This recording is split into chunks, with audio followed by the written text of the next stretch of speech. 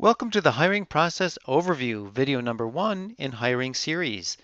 Today's topic is one of 9 and provides an overview of the hiring process and its stages used in our case study. It's about 6.5 minutes long.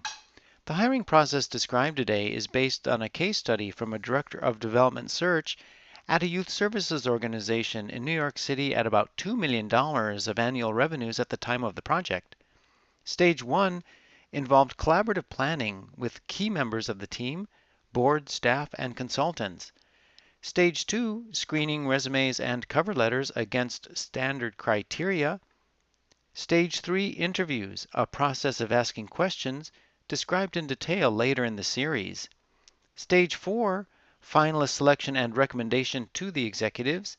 Stage 5, negotiation and written offer by the executive office to the new hire, followed by Stage 6, onboarding, which is a process to smoothly transition the new hire into the organization. These topics are explored in greater detail throughout the hiring process video series. But for now, let's take a brief look at each stage so we're all on the same page with how everything fit together in our case study. Stage 1 was planning, and it assembled staff, board, and consultants among the hiring team to help answer the following questions. What do we want the interview process to tell us? What questions are we going to ask? How will we evaluate the responses? How many interviews are needed? Who's going to be involved, and what will each person do? Who's going to be the hiring manager and draft the position or job description based on today's conversation? Video 3 in the series describes in detail the role and responsibilities of the hiring manager. If you want to know more about what a hiring manager is and what they do, that's the video for you. If you didn't quite catch those planning questions, here they are again for a moment in case you'd like to capture this information. Stage 2 in the case study was screening cover letters and resumes. These days all of this was done via email, but the speed of our virtual reality should not tempt you to cheat this stage. Use standard criteria for all candidates. This means that each piece of virtual paper that comes into your inbox should be judged using the same criteria, such as amount of experience or accomplishments, degrees or certifications such as licensing, specific skills such as using a particular software. Collaboratively deciding on criteria during planning will provide a disciplined framework and help you to avoid the chaos that can ensue from our pesky emotions. Stage 3, live interviews. Questions are here, there, and everywhere. Collaborative planning with senior staff and key advisors will identify important questions among the many that should be asked of all candidates and get candidates thinking deeply and not just regurgitating some premeditated response to anticipated questions. Penetrate prior experience to help predict performance, and enable you and your hiring team to effectively evaluate candidate responses.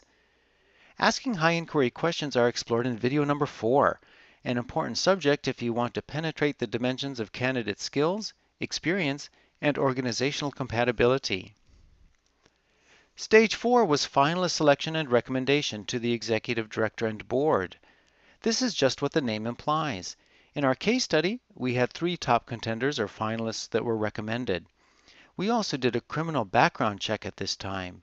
If you do that, it's a good idea to have each candidate sign an authorization for criminal background check. It's a wise thing to do given privacy and other laws. We also verified academic credentials and called all references. Some people like to call references to hear tone of voice, which can be filled with as much meaning as words themselves. If you're uncomfortable with any of these particular tasks, Rumohr and Clarke can do these things for you, so don't hesitate to reach out if you need help with this or any other stage of the process. You might, for example, want to check references yourself while requesting that we conduct the background check and academic credentials verification for you. The 5th stage in our case study was negotiation followed by a written offer. During negotiation, you can highlight aspects of your organizational culture that might be appealing to the candidate, but don't oversell or sound desperate.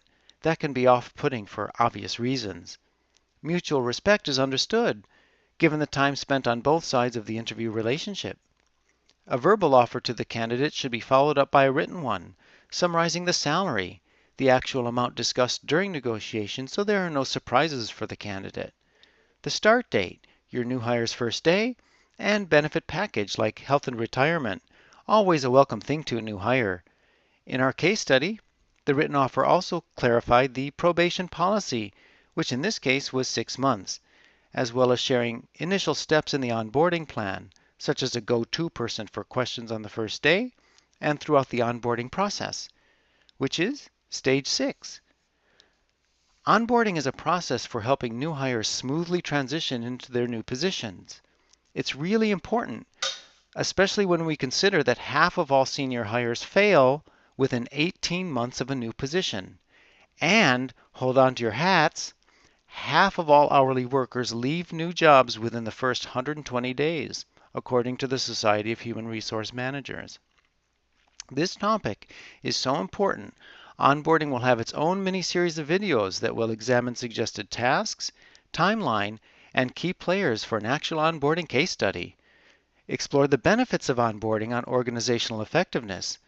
Participants for the onboarding video series will use an actual onboarding checklist used in the project for the case study available in the Rumohr and Clarke digital video and PDF library. Thank you for joining us for the hiring process overview. Next up, video number 2, Purpose of Interviews.